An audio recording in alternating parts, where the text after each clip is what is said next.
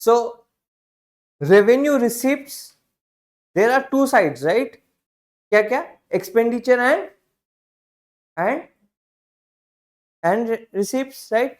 तो जब भी एक्सपेंडिचर एक साइड है और रेवेन्यू एक साइड में है, दो साइड है, उसमें रेवेन्यू जो है, मतलब जो रिसिप्ट्स है, उसमें हम लोग रेवेन्यू रिसिप्ट्स जो है वो कंप्लीट कर लिए। अब और एक रिसिप्ट बाकी है, उसका क्या नाम होगा? कौन बताएगा? वेरी गुड, क्या है? Capital receipt. ठीक है, तो कैपिटल रिसिप्ट्स जो है वो अभी हम लोग देखेंगे। रेवेन्यू रिसिप्ट्स सबसे लंबा था, क्योंकि हम लोग एक तो टैक्स सोर्स देखे एंड एक नॉन टैक्स सोर्स देखे रेवेन्यू में से। अब हम लोग आएंगे रिसीप्ट्स में ही, कैपिटल रिसीप्ट्स में। सो राइट डाउन द हेडिंग, ये तो हो गया ना?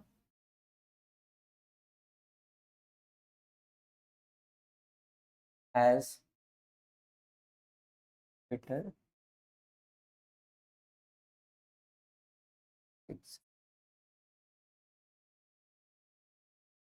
जिसमें एसेट्स और लाइबिलिटीज, क्या बोलो, एसेट और लाइबिलिटीज में फर्क पड़ेगा या नहीं पड़ेगा? पड़ेगा, राइट, क्योंकि ये कैपिटल रिसिप्ट है। तो कैपिटल रिसिप्ट वो रिसिप्ट होती है, दोज रिसिप्ट्स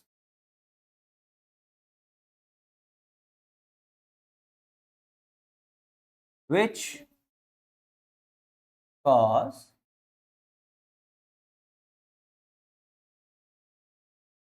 कौन बोलेगा? विच कॉज, दो ऑप्शन देता हूं, which cause increase in liability और decrease in liability. Remember this is receipt, तो रुपया आएगा, तो इंक्रीज इन लाइबिलिटी लिखूंगा या डिक्रीज इन लाइबिलिटी लिखूंगा? वेरी गुड, जब हम लोग लोन लेंगे तो वो क्या होगा? Increase in liability. तो those receipts which cause increase in, बता रहा हूं, सिर्फ इतना लाइन का, इसमें एसेट्स और लाइबिलिटीज फर्क पड़ेगा। अब जब फर्क तो पड़ेगा, लेकिन ये मैंने बोला था कि इंक्रीज होगा या डिक्रीज होगा, वो तो रिसिप्ट में पता चलेगा, correct? Now this is a receipt, capital expenditure भी हो सकता है, कैपिटल रिसिप्ट भी हो सकता है। कैपिटल रिसिप्ट में हमेशा लाइबिलिटी बढ़ेगी। क्यों? क्योंकि हम लोग, रिसिप्ट है, रुपया आ रहा है, तो लाइबिलिटी किसी से लिए, रुपया किसी से उधार लिए, तो मेरे पास क्या बढ़ गया? रुपया बढ़ गया, रिसिप्ट हो गई, और सामने से लोन भी लिया हूं तो वो जिम्मेदारी भी बढ़ गई।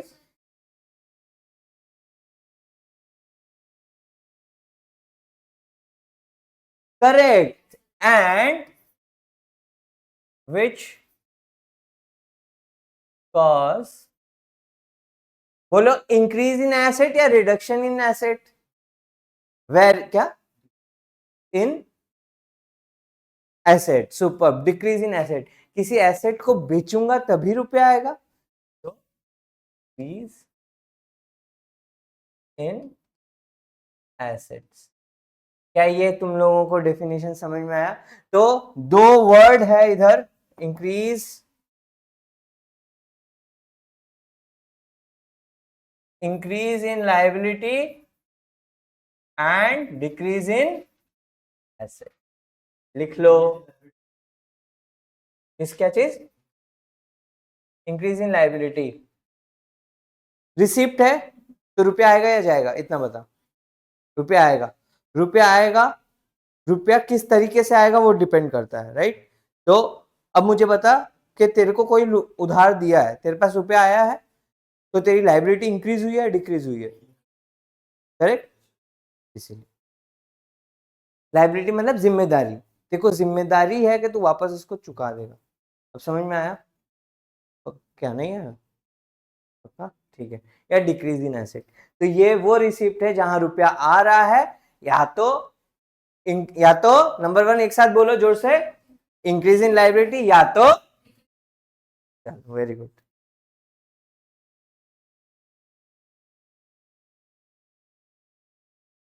टिंग टिंग टिंग टिंग।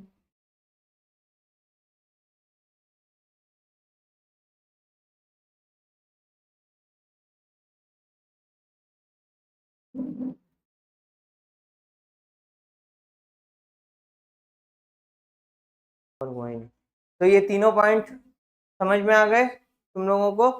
तो this is capital receives, recovery of loan where asset is reducing, borrowing and other liabilities where liability is increasing, and other receipts where asset is decreasing. ठीक है? अब रजनीश अभी अभी बताया था ना, रेवेन्यू रिसीव्ड और कैपिटल रिसीव्ड, तो ये दोनों वाले पार्ट हो गए, अभी ये कैपिटल रिसीव्ड वाला पार्ट भी हो गया. Now we will move to expenditure side, right? Now expenditure we will get to know what are the different types of expenditures. पहली बात तो दो डिस्टिंक्शन तुम लोग को पता ही है, क्या होगा? Revenue expenditure and capital expenditure. चलो तो write down next heading, expenditure.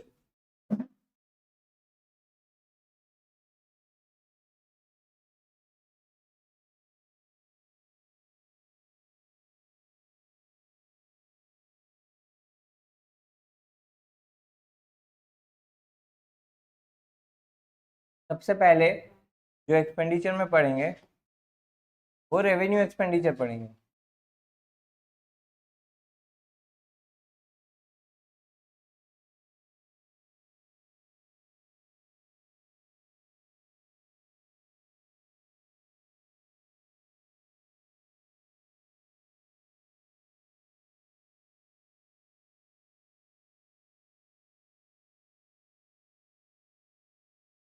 Okay, सो ये वो एक्सपेंडिचर है जहां पे एसेट का क्रिएशन भी नहीं हो रहा है, लाइबिलिटी का रिडक्शन भी नहीं हो रहा है. ये रेवेन्यू एक्सपेंडिचर जो है, इसका तुम लोग एग्जांपल्स बताओ, मतलब गवर्नमेंट का ऐसा खर्चा बताओ जिसमें एसेट और लाइबिलिटी का कोई भी फर्क नहीं पड़ रहा है, बताओ.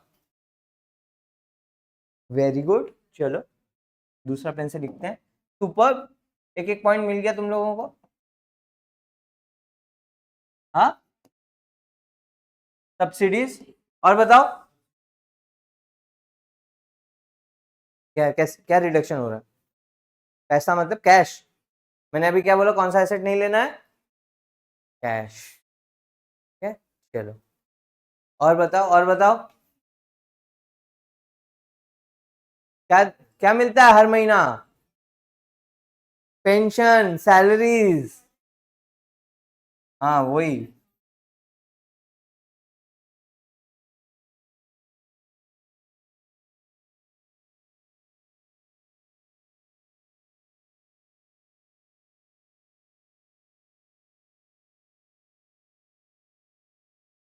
बोलो बोलो. हम्म.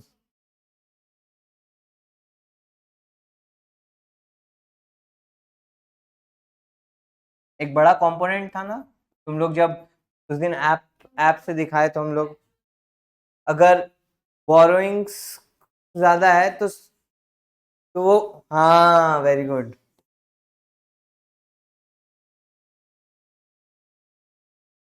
Very good Shivani.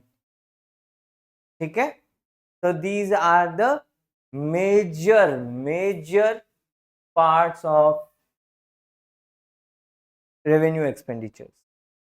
एक्सपेंडिचर का साइड में ये है, तो इसमें से ना कोई एसेट बढ़ रहा है घट रहा है, ना कोई लाइबिलिटी बढ़ रही है घट रही है, कुछ फर्क ही नहीं पड़ रहा है. सैलरीज जा रही है, सब्सिडीज जा रहे हैं, इंटरेस्ट पेमेंट जा रहे हैं.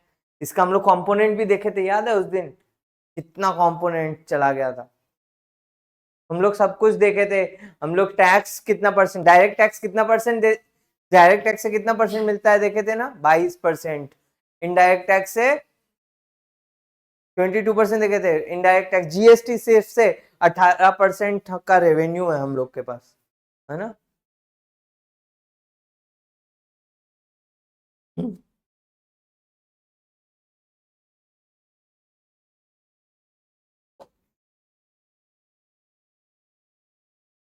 चलो एक माइंड ब्रेकिंग क्वेश्चन पूछूंगा, फिर से दिमाग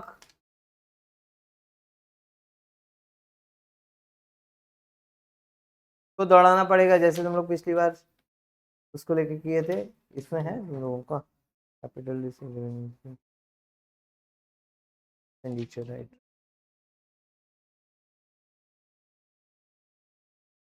चलो चलो ये होमवर्क देता हूं, पूरा दिन सोचना।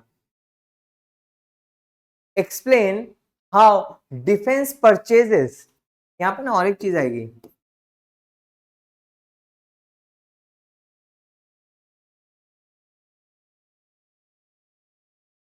explain how defense purchases are considered as revenue expenditure.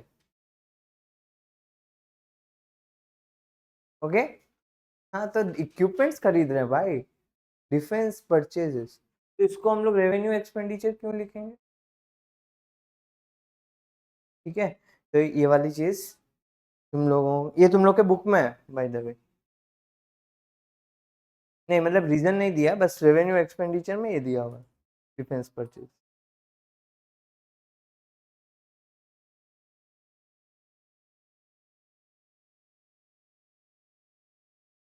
Next तो कैपिटल एक्सपेंडिचर, ये वो एक्सपेंडिचर है जहां एसेट क्रिएट होगी, मतलब आइदर एसेट बढ़ेगी आइदर लाइबिलिटी रिड्यूस होगी। तो ये एग्जांपल्स है, मैं जिससे जिससे पूछता हूं तुम लोग बता जाना। Arya, expenditure on land and building, इन दोनों में से क्या हो रहा है? क्रिएशन ऑफ एसेट और reduction of liabilities. Very good, so asset is increasing. Okay, Preeti, expenditure on machinery and equipment.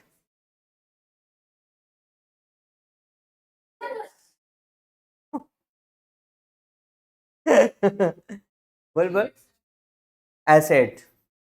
Okay next, किस Ayush, purchase of share.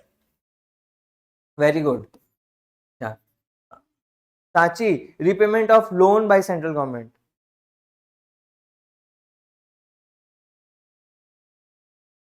Done, तो दीजा, हाँ पूछो पूछो क्या क्वेश्चन। ठीक है, एवरीथिंग इज गुड, यही तीन चीजें। तो हम लोग जो जो चार बातें पढ़े थे, ये थोड़ा स्लो हो गया अचानक से, ये जो चार जो बातें पढ़े थे हम लोग, R R, R E, C R, C E, correct, ये चारों बातें हम लोग ने कंप्लीट कर ली। अब इन दोनों का डिफरेंस, इन दोनों का जो डिफरेंस है ना, वही क्रिएट करता है क्या? डेफिसिट। इसको क्या बोलते हैं? डेफिसिट। तो डेफिसिट के बारे में ही पढ़ना है बहुत, बस डेफिसिट, छोटी सी बात है, डेफिसिट क्या होता है, मतलब इन दोनों का डिफरेंस में तीन हो सकते हैं, या तो सरप्लस, या तो बैलेंस्ड, या तो डेफिसिट।